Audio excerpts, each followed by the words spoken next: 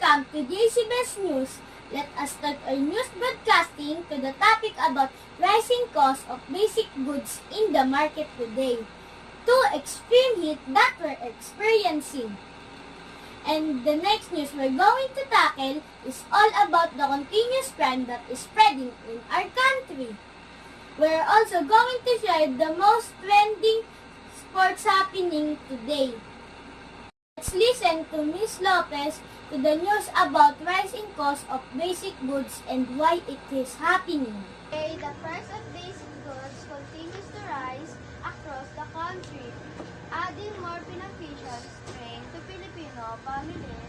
Experts cite the increase in fuel prices and ongoing supply chain as primary contributors to the rising cost. Currently, the price of essential items such as rice, vegetable, and meat have increased by around 10 to 15%, causing concern among shoppers. Markets in areas like Quiapo and Divisoria have become centers of discussion due to the shortage of agricultural products. Ms. Tomines will discuss the weather forecast in the current day and what is the cause and effect of it.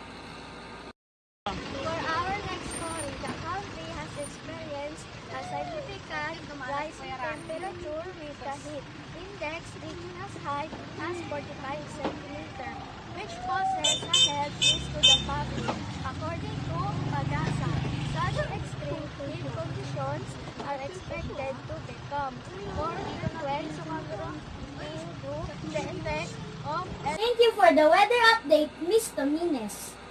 And for the next news, let's hear Ms. Pugoso for the details about the address crime by the authorities. Viewers, I'm Pauline Marichi Pugoso, Police Operation Officer. Are investigating an alleged sexual assault that occurred on the night of April 3rd near the Mahinhin Street.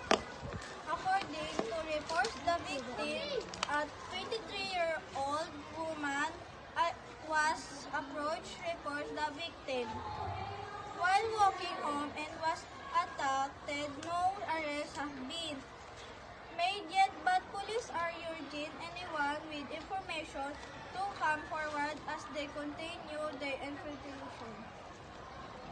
For the next report, let's hear Mr. De Guzman for the latest sports happening. Good day. This is Sports News. I'm Shanks Daniel De Guzman, your anchor news reporter. 8 contestants are qualified to go at gymnastics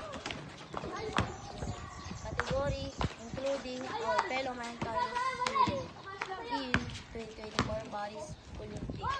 The score of 15,004 Carlos Yulo first attempt and 5 other waiting after Carlos Yulo execute her performance.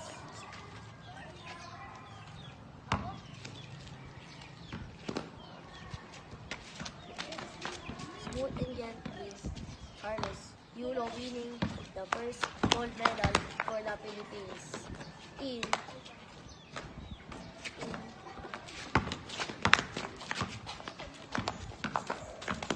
Paris France Olympics. Again, this Shanks Daniel De Guzman reporting. For the last news we're going to discuss is the issues about double parking. Good day, everyone. We are currently at Country Villas, Pasukawaywan. The problem is the homeowners cannot fix their car park so it's very crowded. We really need and how want to enforce the rules still in our community for cleanliness and peace. Why? Kid Big Campus reporter. Thank you, reporters, for the well-discussed news that you've shared to us today. For our audience, we hope you learned the latest happenings in our nation. Once again, I'm Achilles Dimad ng Bayan, your news anchor. Happy to serve Filipino people.